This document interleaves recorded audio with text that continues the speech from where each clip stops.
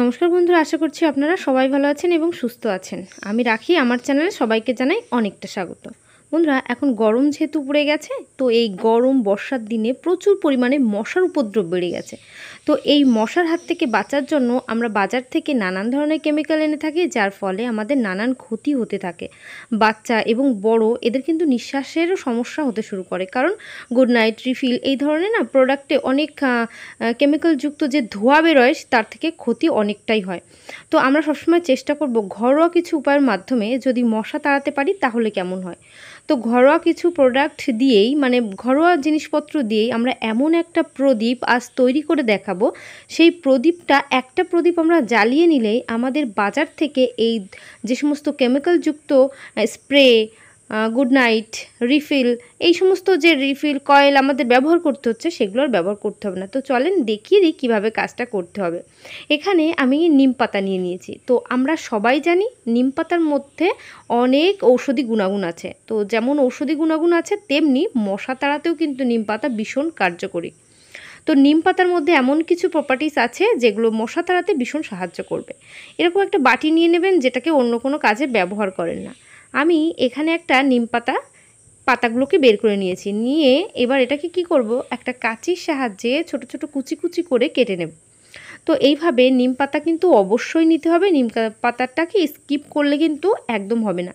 নিম পাতার একটা স্ট্রং গন্ধ আছে, সেই গন্ধটা মশারা একদম সহ্য করতে পারে না।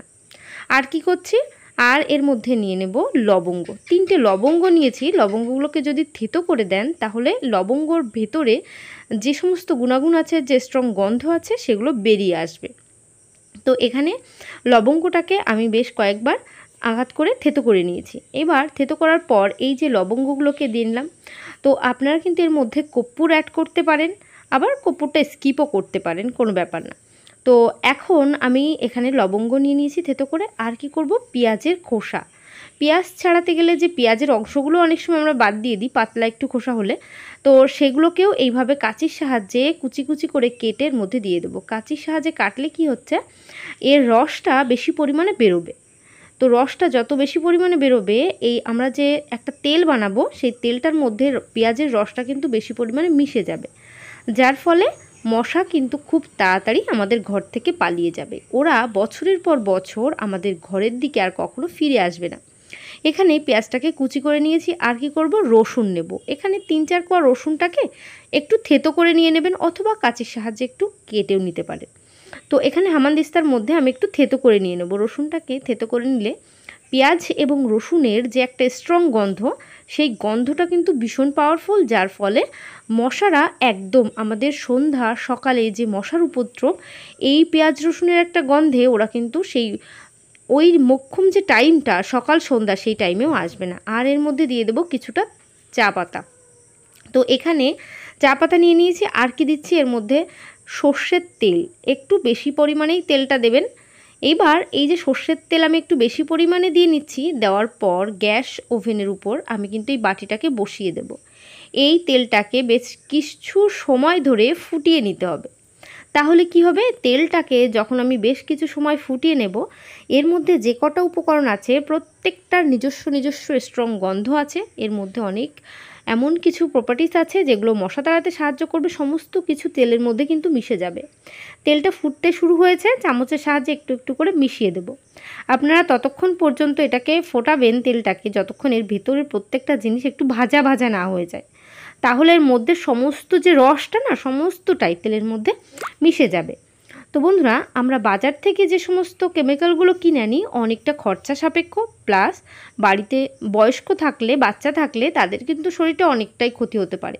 তো আমরা বাজার থেকে টাকা খরচা করে এই সমস্ত জিনিস না কিনে যদি ঘরোয়া এই সমস্ত উপকরণ দিয়েই একটা মশা তাড়ানো কিছু তৈরি করতে পারি, তাহলে কিন্তু অনেকটাই উপকার হবে। আমাদের টাকা তো সাশ্রয় হচ্ছে, সঙ্গে যে কেমিক্যালগুলো বাচ্চা বড় সবার নাকে চোখে যাচ্ছে, সেগুলো কিন্তু আর যাবে না। দেখবেন বাড়িতে যারা বয়স্ক থাকে তাদের একটু শ্বাসের প্রবলেম থাকে। তো ওই কেমিক্যালযুক্ত স্প্রে, কয়েল, যে রিফিল যেটাই আমরা জ্বালাই না কেন, ওটা করলে কি হয়, তাদের শ্বাসকষ্টের সমস্যাটা আরও বেড়ে যায়।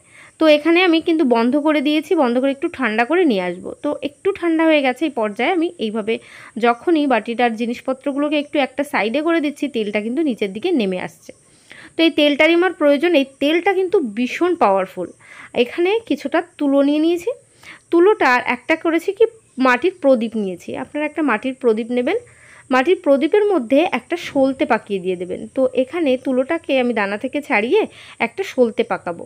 তো সন্ধ্যা দেওয়ার সময়, পুজো দেওয়ার সময় আমরা প্রদীপ তো সবাই জ্বালাই, কিন্তু আজ মশা তাড়ানোর জন্য প্রদীপ জ্বালাবো। দেখবেন এই প্রদীপ ভীষণ উপকারী, আপনাদের কিন্তু অনেকটাই সাহায্য হবে, মশার হাত থেকে বাঁচতে পারবেন। তো সলতের মধ্যে এই তেলটা যে মিশ্রণ, মানে এই যে তেলটা বানিয়ে রেখেছি, সেই তেলটাকে আমি দিয়ে দিচ্ছি। এইভাবে এই তেলটার সাহায্যে সলতেটা যদি জ্বালান, তাহলে এর থেকে যে একটা ধোঁয়া বেরোবে না, কারণ আগুন যেখানেই জ্বলে আগুন থেকে একটা ধোঁয়া বেরোয়, তো যখনই আগুনটা বাইরে বেরোবে, সেই যে একটা ধোঁয়ার গন্ধ, তো এই গন্ধের কারণে মশা মাছি সমস্ত কিছু ঘর থেকে পালিয়ে যাবে। বছরের পর বছর, বেশ কয়েক বছর পর্যন্ত মশারা এই ঘরে আর কখনো ফিরে আসবে না। বিশেষ করে সকালে যখন বাচ্চারা বই পড়ছে, সন্ধ্যায় বই পড়ছে, তখন আমরা রান্না করছি, তখন দেখবেন আমাদের পায়ের দিকে প্রচুর মশা থাকে। যে কোনো কাজ করতে গেলে সকাল সন্ধ্যার দিকে, এমনকি এখন কিন্তু প্রত্যেকটা সময় মশার উপদ্রব বেড়ে গেছে। তো সেই সমস্ত যখনই দেখবেন মশার উপদ্রবটা বেশি হচ্ছে, তখনই একটা প্রদীপ জ্বালিয়ে দেবেন।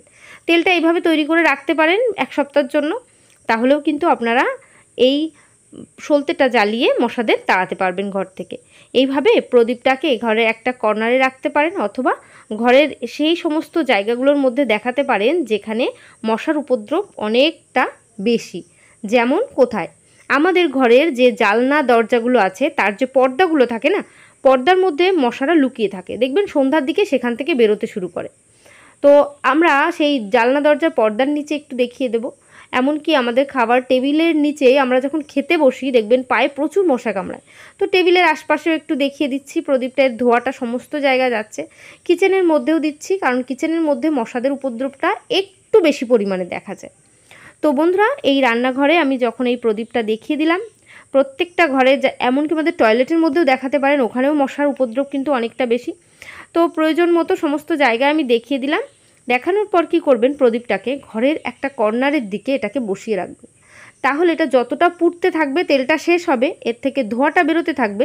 ধোঁয়াটা বেরোলে কি হবে, এই যে ধোঁয়া বেরোচ্ছে দেখতে পাচ্ছেন, এই ধোঁয়ারই কিন্তু একটা স্ট্রং গন্ধ আছে। এই গন্ধের কারণে মশারা কিন্তু এই গন্ধটাকে একদম সহ্য করতে পারে না, ওরা এই জায়গা থেকে কিন্তু পালিয়ে যাবে, ওরা কখনোই এই জায়গার মধ্যে আর ফিরে আসবে না।